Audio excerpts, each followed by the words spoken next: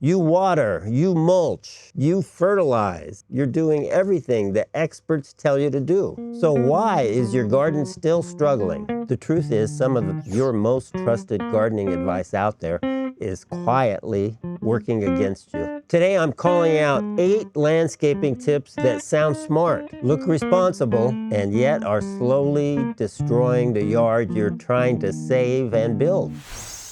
Let's start with a gardening tip that somehow has become completely normal, even though it damages the very thing your garden depends on most. When you till, that soil looks fantastic and it looks like you're doing something good. But more and more soil scientists and gardeners in general have come to the accurate realization that frequent tilling isn't good for your soil, and it causes a lot of problems with soil in the long term. And it's completely contrary to what our theory and our practice is about in building good soil, which is we need to build life in the soil, beneficial life of all kinds. And the reality is when you till frequently, you physically damage those networks of beneficial life. It breaks up the structure of the soil. So the structure means that that soil could have aggregates and kind of a crumbly nature to those aggregates. Those aggregates are good places for life to build. If you till them, you kind of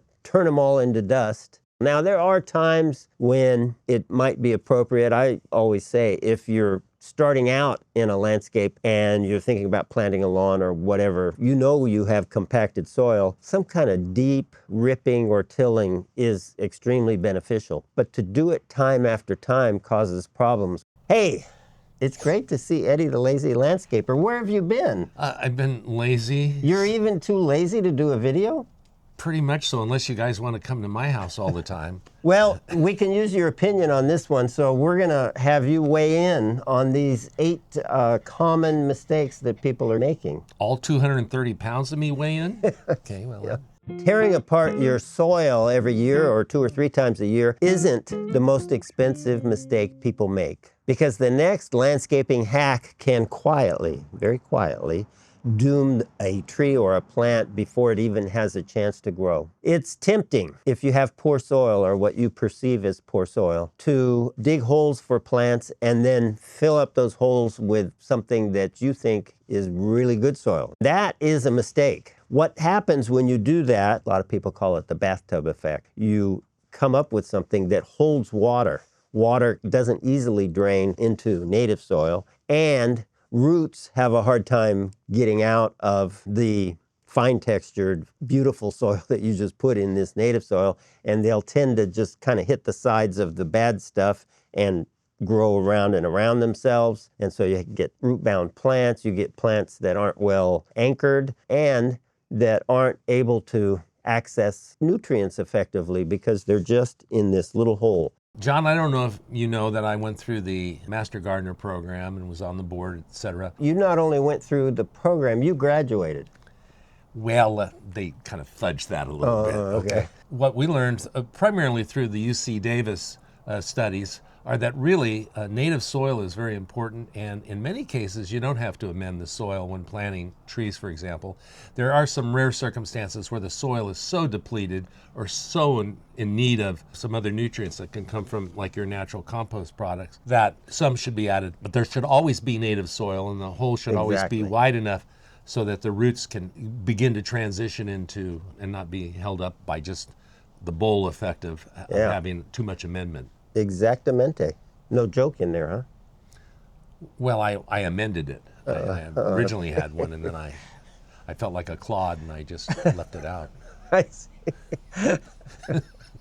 What we like to do, if at all possible, is to plant in the native soil, dig a pretty large hole, and not completely round or not completely square, but kind of irregular shape is best. And then what we do is we use products like ours that inoculate the soil and that provide some beneficial microbes, but not anything in bulk that's going to completely change the texture of the soil.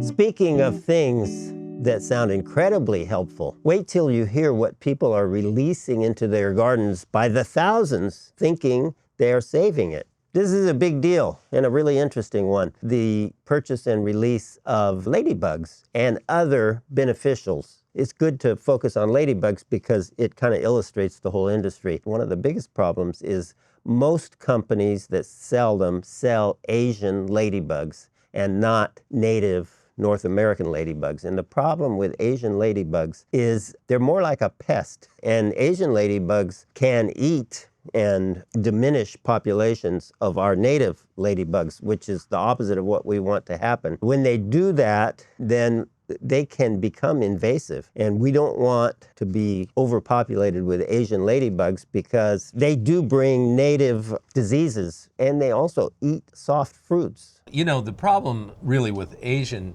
ladybugs, at least that I think, is that they get disoriented. And you know, and then here you are going, you know what, that is actually true. And then you go, ladybug, ladybug, please fly home. And you know what, I'm just tired of begging ladies, you know. They get disoriented and they leave, which in the case of Asian ladybugs, you're probably better off, but with native ladybugs, you need to come up with ways to keep them around, which can be a problem. Oh, I don't know, you do a bunko night, you have a a ladies' tea. I mean, there's some things you can do. That's true. There's a few tips to keep in mind to try to get them to stay in your yard. One is to release them at night. They tend to stay put a little better if you release them at night when it's cool. And also, you need to have something for them to eat. So if you have a problem, release them right there by, say, aphid. And if you immediately give them a food source, they're more likely to stay. The other thing that works real well is don't release them all at once. Release them over the course of a week. And while you store them in the refrigerator. What I much prefer to do is try to just encourage my own beneficials. If you have a landscape that has really healthy soil, no chemicals, and flowers that they like, then we're building landscapes to attract beneficials naturally. To me, that makes a little more sense. And by the way, if you enjoy Chip and I dispelling decades of gardening myths, then please subscribe. It's free. The next mistake is sneakier because it hides behind the word natural. And that one word has accidentally caused gardeners to wipe out the good bugs too. John, I have to admit something. Before I got to know you and to tap your brain all this time, I was guilty of overusing pesticides. Spring, early fall, Wow. and then early winter. And I really was not doing service to my soil. Or your ecosystem. What we're trying to do is build a healthy ecosystem Absolutely. with healthy soil. A lot of people have that attitude, hey, let's just do a cleanup. We'll kill all the bugs around. You know? Right. And that's really a bad strategy. But then even if you graduate to organic products, like neem oil is an example, yeah, it's a good product, but you still shouldn't have that philosophy of applying 3 or 4 times a year if you don't see a definite need for it. We want to encourage people to only apply something like neem oil when it's absolutely needed. So you're kind of graduating one level if you go from chemicals to neem, but you also have to use the neem responsibly.